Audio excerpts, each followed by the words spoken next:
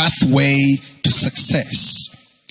The pathway to success. Most of you look for success outside of you when your success is right where you are. God has given you 6 things you were born with that will make you successful. These 6 things are not only in people that you think are successful, they are right within you. You don't need to leave yourself and go in search of success. Success is right within you. You have 6 investments. And let me go through them. They are right within you, and these things are given for your success. And so I told you, God has invested his life in you. The fact that you have life is the fact that you are equipped for success. Secondly, God has given you time. He gives equal time to every single person living on earth.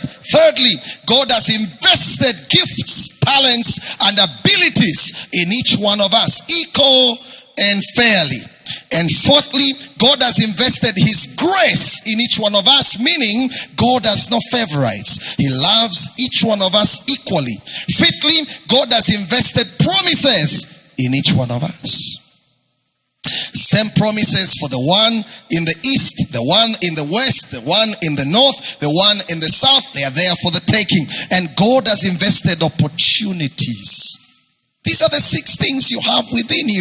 With these 6 things that God has put in you, if you end up a failure, you have yourself to blame. As far as God is concerned, the life he gave you is a resource equipping you for success.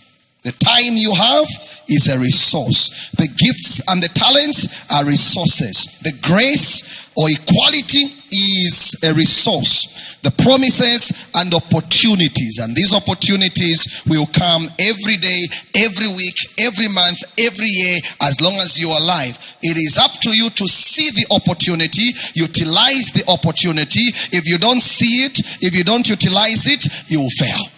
So it's up to you, not to God. 3 things that define how God made you. And how God made you defines the possibility of succeeding. Firstly, I said, God has given each human being something called an independent will. What you do with your will determines where you'll end up. An independent will implies that it is your will is yours and not God's.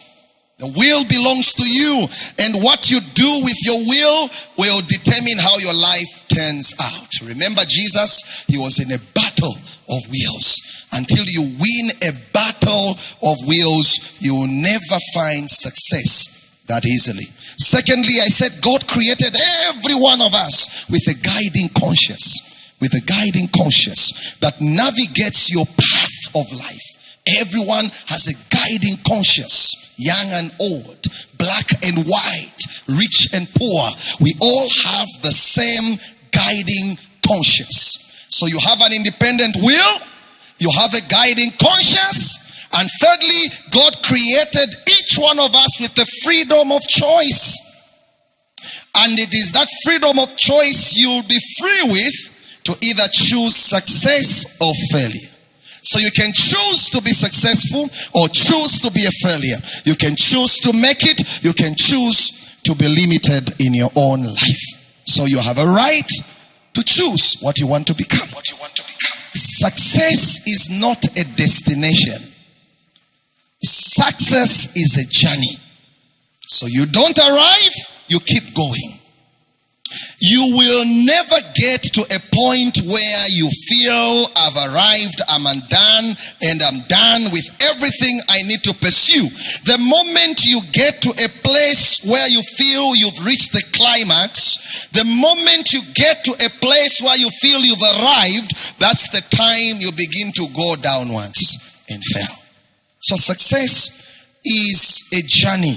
It is not a destination.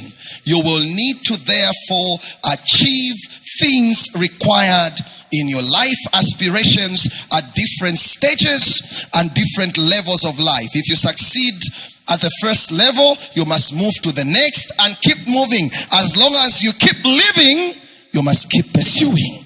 Success, therefore, is a pursuit for excellence, not a destination. It's a pursuit for excellence, not a destination.